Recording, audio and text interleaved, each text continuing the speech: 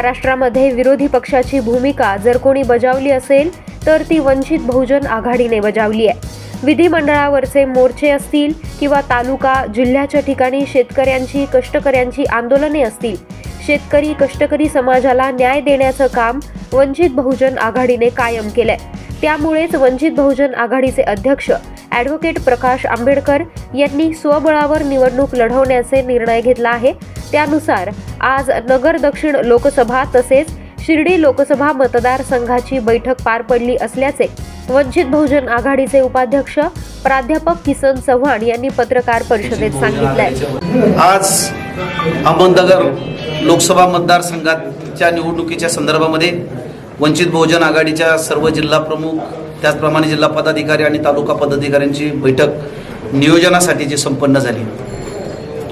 आम्ही ही निवडणूक ताकदीने लढवणार आहोत। एक सोशल इंजिनिअरिंग म्हणून नगर जिल्ह्यामध्ये शिर्डी आणि नगर असे 2 लोकसभा मतदारसंघ आहेत। शिर्डीमध्ये आतापर्यंत सर्वच पक्षांनी बौद्धांची मतं घेतली, परंतु बौद्ध समाजाला प्रतिनिधित्व दिलेलं नाही। यावेळेस शिर्डी लोकसभा मतदारसंघामध्ये बौद्ध समाजाला प्रतिनिधित्व दिलं जाईल।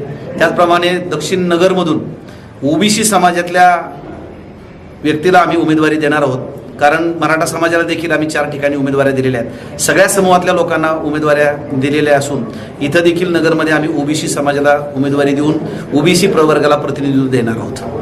ही निवडणूक आम्ही ताकदीनं लढवणार आहोत, कारण इथं महायुती आणि महाविकास आघाडीचे 2 उमेदवार आहेत आणि दोघंही हे प्रस्थापित वर्गातलेच आहेत।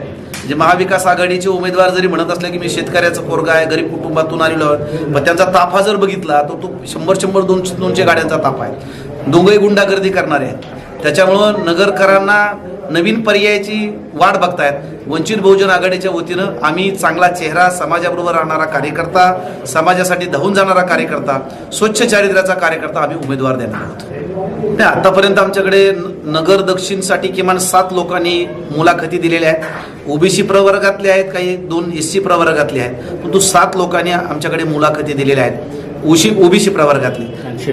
शिर्डीमधून 25 उमेदवार आहेत ज्यांनी मुलाखती दिलेल्या आहेत। एक 3-4 दिवसामध्ये आम्ही सगळ्या दोन्ही मतदारसंघाचे उमेदवार जाहीर करणार। काल भटके मुक्तांचे नेते लक्ष्मण माने पत्रकार परिषदेमध्ये असं म्हटले की प्रकाश आंबेडकर यांचं पोट भरलं, आता त्यांनी इकडे यावं। मला असं वाटतं की कुणाचं पोट भरलं कुणाचं कोण उपाशी आहे की त्यांनी बोलू नये। लक्ष्मण मानेंचं मोठं पोट आहे, त्यांचं पोट तेव्हाच भरले, खूपच भरलेलं आहे त्यांचं पोट, आम्ही बघतोय सगळं। त्याच्यामुळे त्यांनी याच्यावर न बोललेलं बरं। Bureau report, Marathi news live, Ahmednagar.